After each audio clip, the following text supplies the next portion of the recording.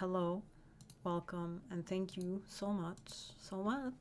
Thank you for clicking on this video, for watching it, for giving it a thumbs up, for however way you wish to engage with me on here, so long as it's not throwing low vibrations at me. Thank you.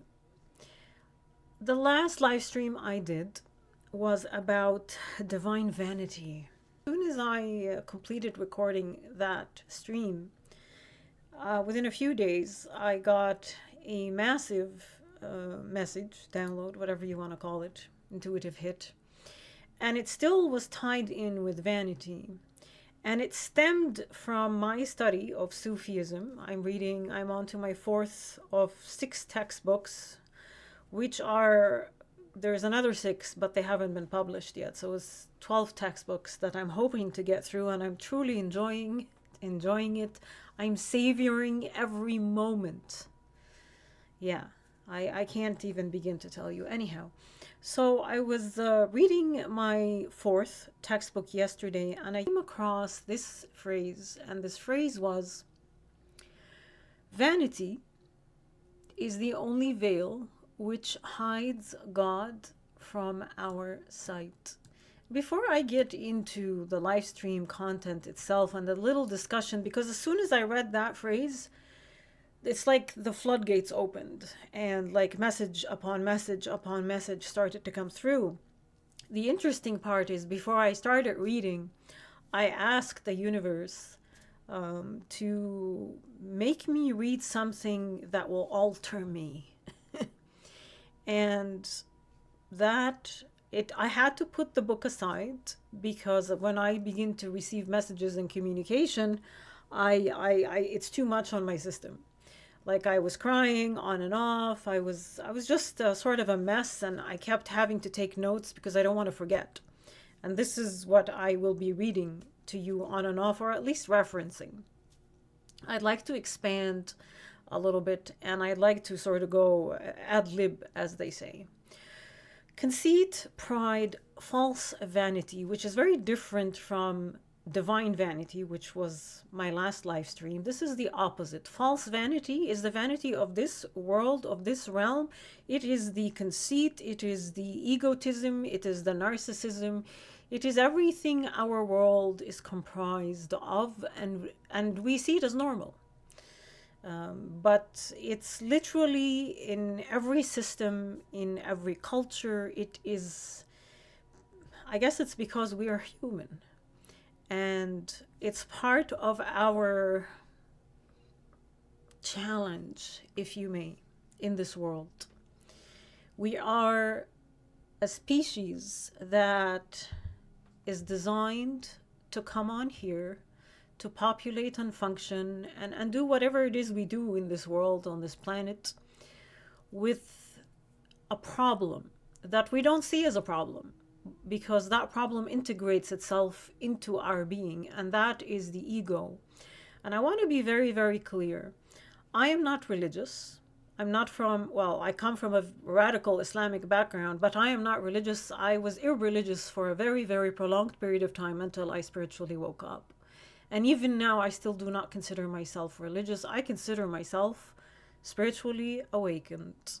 Just want to put that out there, because the words that come out of my mouth, not the words of any religious doctrine that is available right now, at least from the main Abrahamic religions. The other thing I want to make clear is that I'm not here to to poo-poo all over the ego and make the ego to be the bad guy. We're here to be able to see the ego, is what I'm trying to say. The ego is necessary. The ego will continue to be necessary. I don't think there will ever be a time in our species' existence, unless, another species comes around, or we evolve beyond the ego, that none of us eventually have it, which maybe, I don't know. There's a reason we're going through this evolution. But the ego is part of the challenge that we come here to get through. I'm not telling you it's a test, and if you pass, you're going to go to heaven, and if you don't pass, you're going to go to hell. I don't think I don't feel no. None of that is really true. That's sort of man-made rubbish to control humanity through fear. But part of the challenge is to see the ego, shine a light on the ego, rise above the ego, and the ego is also a big part of it is our thoughts. The ego is intertwined in every aspect of who we are as a species, and because it is so, you will see that anything that we have established, created in our world, has also been, the ego is in it. And there's no limitation. Like, I'll get into it here shortly. But back to the original phrase that brought in this download: conceit, pride, false vanity, and egotism. All those are the only veil, which are more or less the same thing, It's the only veil which hides God from our sight. So you won't find any saints. You won't find humans who have, they exhibit saintly features or godly features or just pure divine features in the industries or systems that have been overtaken by ego. I mean, you might by accident, but chances are that person's not going to last there very long. And if they do last there long, I truly hope they implement change, because our world right now is in dire need of change. So if you look around you, pretty much every system on this planet, that doesn't matter what culture, because cultures mimic each other. We're all connected. Doesn't matter if you believe it or not. I mean, research on animals themselves has shown that animals, specific species, are connected. They saw monkeys in one part of the world doing something that they were not taught out in nature. And in another part of the world, the monkeys began doing the same behavior. It's because we're all connected. So every system on this planet, especially religious ones, is run by ego. Why? Why is this? It is because we have fused who we are with our beliefs. Just like we fuse who we are with the job that we do, with the title that we carry, with the money that we have, with how many YouTube videos we have and how many views. It's funny, I was watching a spiritual guy who was a monk, went and he studied with a master in the Himalayas. And I watched so many of his videos where he starts off the video and the first thing he says, my last video, how many views are we at? 300,000 views. He starts off. And I get sucked into this. I'm not criticizing him without criticizing myself. I frequently find myself, absorbed in how many views I have. And if I don't have enough views, my channel is no good. We're trained to think this way. It's embedded in us. And it also shows you that we're all connected. This way of thinking, well, I'm not going to watch this video, it only has 11 views, it's probably rubbish. That's not the case, actually. I've seen a lot of videos that are horrible, garbage, mind rot, nothing, there's no substance in these videos. Millions of views, because we behave and we're social. Oh, this person did this, I'm going to do the same. This person doesn't have too many views, I'm not going to watch that. That's all part of the ego. I'm just going into depth a little bit. It's a little bit of an issue for me, because not only do I frequently find myself getting sucked into, oh, my YouTube channel is not doing good. No. I'm passing judgment on myself. Interesting. Very, very interesting. So even charities, so away from the YouTube, I'm just showing you how the ego infiltrates everything if you're not aware. Doesn't matter how spiritual you think you are, we still have a functioning ego. Even charities are egoic. We, without naming anything or anyone in the country that I live in, There's a specific group of charities that are suing well, I should say they sued CRA. They sued CRA because they don't want to be audited, because they're charities and they're above everyone else. That's ego. That's all I'm going to say about that. So philanthropists and those who donate to charity like to boast about all the good that they do. This is ego. This is not only ego, this feeds the ego. This is not saintly. When you go and study about not sainthood or divinity, but just generally being a good human being, some sort of shamanism, some sort of spirituality, mysticism, Sufism, for example. Sufism teaches us that when you give, you should give in a manner that your giving hand, which I believe is the left hand, no, the giving hand is the right hand. The left hand doesn't know what the right hand is doing. That's how you give. You do it in such secrecy, and you do it and you let go.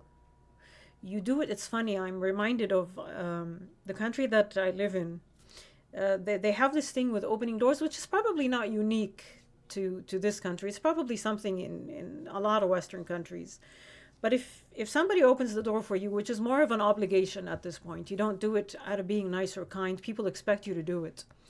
If you don't say thank you to the person who did it because, I don't know, they did it why, I didn't ask them to open the door for me, they get angry and hostile with you, and they are more than happy to yell at you, discipline you, because you didn't thank them for something good that they did. Again, I'm not saying it's horrible and bad, but that's an example of ego infiltrating even the act of doing good. Ideally, you do good and you throw it in the sea. In Arabic, there's a saying, اعمل خير وارمي البحر. Throw it in the sea, forget about it. You just forget about it. Don't expect anything. Don't blame the person if they do something negative to you. Oh, I did something good to you. Forget about it completely. Like I said, the left hand doesn't know what the right hand is doing. Now, if you, people do charity now, and the news is telling you, oh, they donated this much money. They want as many people to know how much good that they do. So it feeds the ego, and it gets it stronger in keeping us separated from any kind of truth, including the truth that you're feeding your ego when you constantly seek some sort of, appreciation, some sort of, oh, this person is amazing. I'm going to pat him in the back. I'm going to, tell the world how amazing this person is. Why do you need anyone to say to the world or to anyone how amazing you are because you did something good? I guess we don't ask ourselves that. Here, where there's, the hospitals, if you go into the hospitals, you're going to find plaques on the wall that have the names of the people who donated the most from this year and the year before and the year before. There's one of the hospitals has a plaque about this big. It has 12 names engraved on it of all the local families who donated the most to the hospital. All right, I guess. Great to see. Sure. I mean, if that's what you want. But like I said, feeding the ego. Going back to the systems that we have created and we have come to depend on that have sort of, there's something interesting that has happened, and I saw it very clearly, during COVID. And it continues on, it's just more mild now, it's a little bit more suppressed. It's the authoritarianism, and it is the egotism that these systems now feel that they have the right to treat you like garbage, to throw you out of a clinic if you're not behaving well when healthcare is a human, basic human right, to force you to, wear a face mask. They've sort of, the ego has begun to get too inflated in these systems. Medicine, healthcare, beauty and fashion is perhaps one of the worst ones.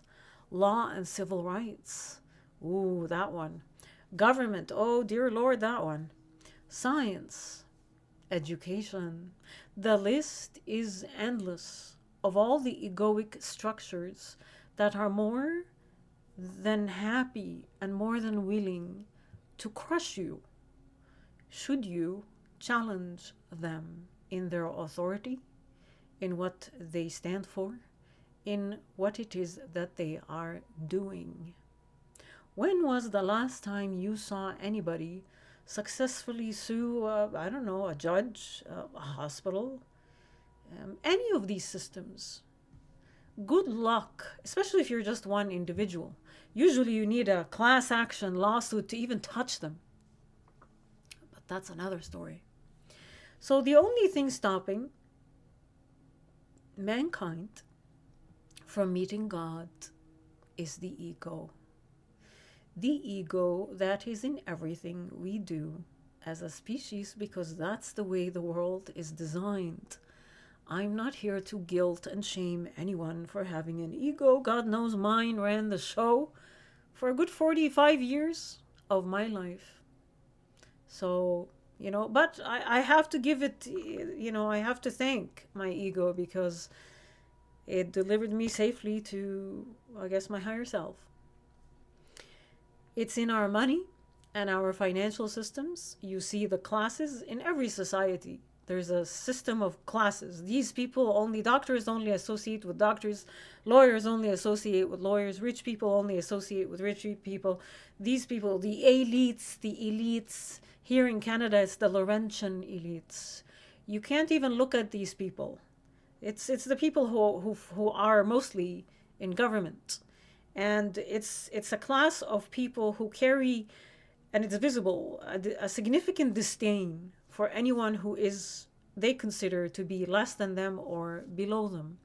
It's in our financial systems, the banking system, the bankers. It's in gaming and in sports, which is why you see riots break out in many countries around the world, around sporting events when this team loses or this team wins or whatever it is. Even in YouTube videos, just like I was just telling you about, this video has more views.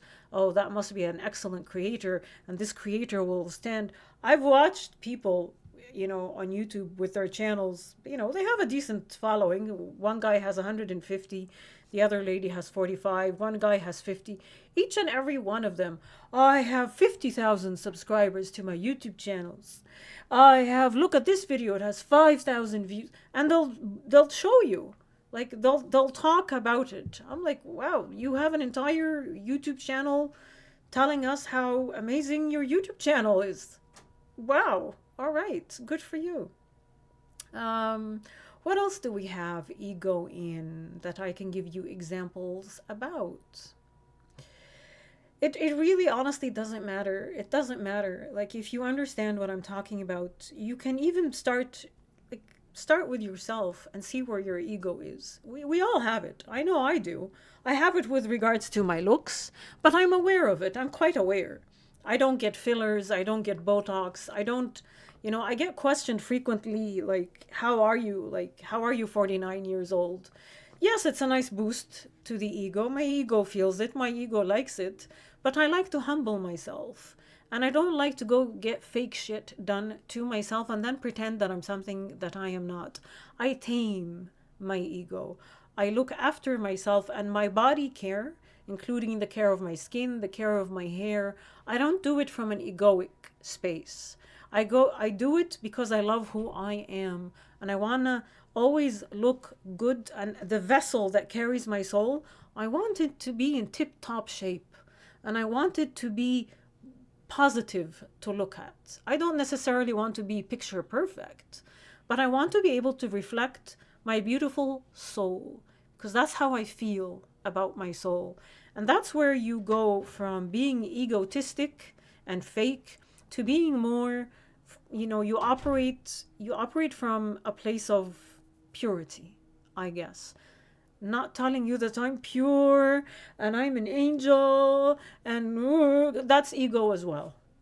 I try to call myself out whenever I can. Whenever I catch my ego, I call it out. Sometimes I don't. Sometimes it takes me a spanking or two before I wake up and see my ego. And What area do I need to pay attention to it? That it's taking over in my life. But the ego is a bottomless pit. I love it, but it's a bottomless pit and it is never satisfied. And the deeper you sink in that pit, the further and further you move from God. And once again, it's very difficult for me to use the term God. I do not like that term. Just because of my conditioning and the way I grew up, you might be okay with it. I prefer using my higher self, source energy, the universe, spirit. Those are the words I'm comfortable with. I'm just using the term God because, it's sort of the common denominator, if you may. So it moves you away when you sink further and further into that pit and you don't check yourself. It keeps you away from the essence of your soul, from the essence of who you are. Science, perhaps, is one of the worst structures that we currently have that is infiltrated or that has become infiltrated with ego. Because science carries the energy of I'm going to challenge a higher force or whatever power that there might be, with the lack of any visible proof that such a higher power exists. Science has become a tool, I guess, I don't want to say denial, but it's been corrupted from what it's meant for. The problem isn't in questioning that, okay, if there is a God, why can't science prove that there is a God? The problem is in the energy of the challenge that people have begun to develop. Well, there's no proof. Science can't prove that there's a God, so there is no God. Well, that's a big FU and a challenge that you, like a stance that is very odd. And it's funny, I find the lack, this rigidity and this term, the science can't prove it. Prove to me with science, what I can't see, I can't believe what I can't see. All of this, it's become a belief, that rigidity and the resistance and the opposition completely to even entertain the thought that there might be a higher force. I'm not necessarily telling you a God, Allah, Jesus, Yahweh. I'm not saying any of that. Just a higher force, whatever that higher force is. People completely reject that. And that in itself is a belief system. That you have a fixed, unshakable belief. We can't come near you. You react and you shut down and you close off and you push and resistance and no, and you already have the rebuttal is ready. Science can't prove it. All right. So that's the energy. That's the energy of a challenge. The energy of pride is the reason we have yet to prove, anything with regards to the higher force, to the higher power, to God, scientifically. Or at least it might be one of the reasons. Pride and false vanity is the only obstacle. What happens when you spiritually wake up but an egoic death? You might want to watch my last live stream. Not that I have a big channel. I might still attach it in the description. So please make sure you check the description because this live stream depends on the last one. They both deal with the issue of vanity and ego. And like I said, in the books that I am studying with regards to Sufism, the ego is not just the ego, just like vanity is not just vanity.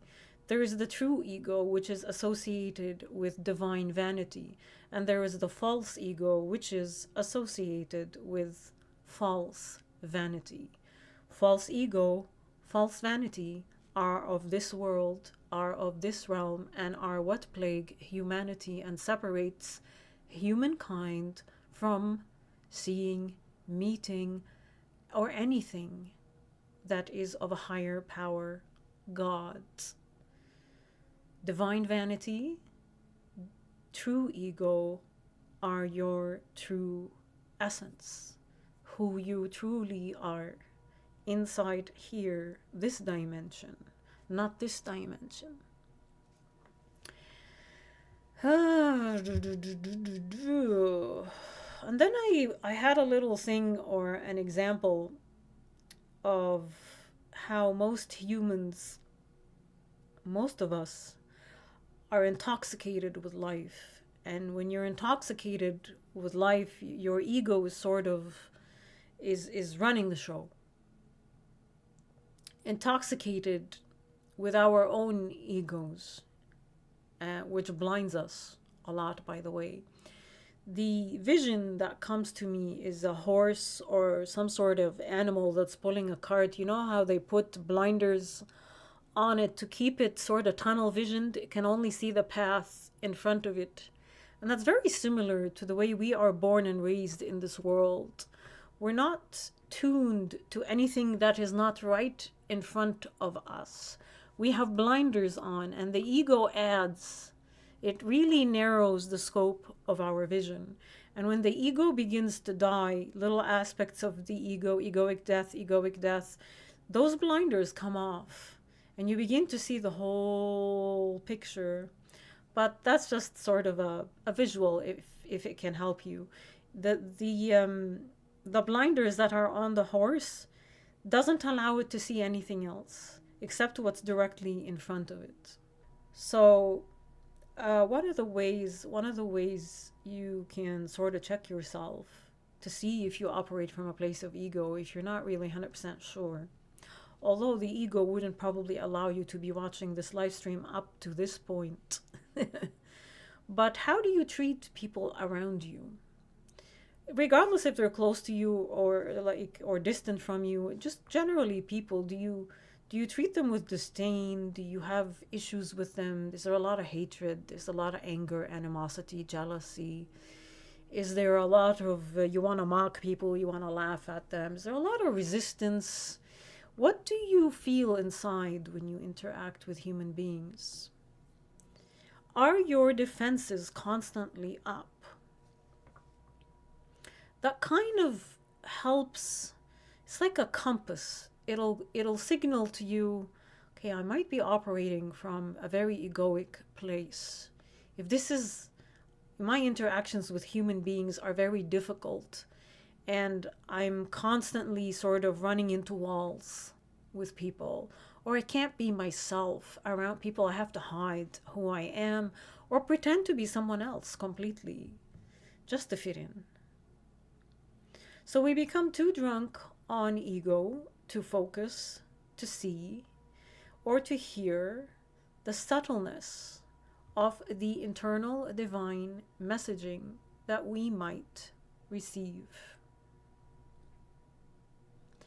Being drunk dumbs you down. So you're drunk, you can't see beyond what's right in front of you. Your focus has become very, very narrow and small. Your senses have been dumbed down. You can no longer hear the internal messaging, which is how our, God, your higher self, the universe, spirit communicates with us. Subtle messages. When you meditate and you learn to clear your thoughts and you learn to recognize thought for what it is, when a message comes through from your higher self or an intuition or guidance that is internal, you recognize it because you know what thought feels like, and this is different. So now you know what to listen to, but your senses become dumbed down when you're drunk, and most humans are drunk and intoxicated in this life. The culprit is the ego. So being drunk dumbs you down, it numbs you, which is why people develop that addiction, because they want to numb out their feelings. This goes into sort of another thing, why most of us remain unawake, unaware, and will do everything humanly possible until we no longer can to remain unawake and unaware. Because in order to wake up, in order to spiritually, to crack the shell of that ego, usually something massive has to happen to us in our lives. And that something massive is usually associated with a lot of emotions that many of us are not equipped to handle. Many of us are not ready to face. So we turn around, we take a drink, we take our pill, we keep ourselves busy, we play games, we bury our faces in our phones. We do all the stuff to avoid facing what's in here. And this takes me to another point. When you get distracted by social justice, gotta love social justice warriors. I'm not taking away from them. I'm sure somebody at some point will impact the world. Hopefully, if they're not just following what the news tells them to follow. But social justice warriors, they're too busy fighting wars outside of themselves. And they will never turn within. This is the biggest battle that you will ever face in your entire life. And I'm sorry to say it that way. It sounds pretty scary. But it requires it requires an advanced, strong soul to be capable, willing, and continue on the journey in this dimension, in this space, and navigate it, because it is uncharted. It's uncharted. You can't be busy with anything outside in this world. I'm not telling you sit around and laugh and let the world go to crap. If you can impact, do it. But how can you fight anything out here and scatter your energy out here when here there's a war? It's a war zone. You're a war zone inside of you. How can you justify what you're doing? Just something to think about. Something to think about. So the ego keeps you focused externally. It keeps your senses occupied. It wants you completely consumed by it for its own survival. Can't blame it, because it needs that. And we oblige because we know no other way. When we were born, we weren't told, oh, listen, there's an ego and there's, a higher self, and your ego is usually what keeps you away from your higher self. And there's this inner space, this dimension, and this is how you access it. You meditate. And when you meditate, you need to clear your thought. We're not taught any of this. I mean, I hope you were taught some of this. I wasn't. Big chunk of the world where I come from, this isn't taught. This is heresy. This will get you probably, become a body without a head. Here in the West, people laugh at you. Take your pick. It's a path that is not known. And if it is known for some reason, it's not taken seriously. It's just not taken seriously, at least in the West. So we don't know. We just don't know that there is something else that we might be missing out upon. We think that our world is this world, the one that's in front of us. You get born, you go to school, you study hard, you work hard, you work, and then you die. And you get your pension and you die, and then repeat. Follow. Same thing. Every generation does the same thing, and you pass down your traumas, you pass down your wounds so that your children can, grieve something that happened 60 years ago. We've been stuck in a loop and we don't see it. That's the funny part. We don't see that we're stuck in a loop. The majority of us do not. We keep repeating history. But I believe right now we have entered a phase in humanity where that's going to break. That cycle is about to break. So we continue to oblige our ego. We continue to oblige, the structures around us. We continue down the path that we think is the only path, because we don't know that there's another path. We just don't know. We don't know what that path is, what that something is, until one day, out of the blue, perhaps by accident, perhaps not, an egoic death happens. And we suddenly encounter something else inside of us that begins to move us, that begins to guide us. And then we wonder, why? Why did I spend 45 years of my life chasing a mirage? when everything I needed was in here, when all the answers were in here, where I had a map to my own path inside of me. Because nobody told me. So we sober up, and then we choose another way. All right, I think that's it.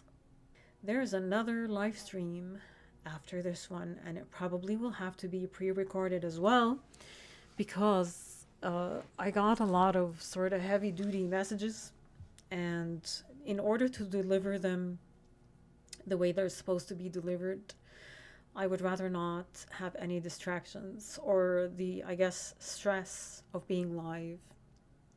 So I'll pre-record the second one and I'll release it, and after that I will do a live stream that is live, where I get to chit chat with whoever's here. Bye for now.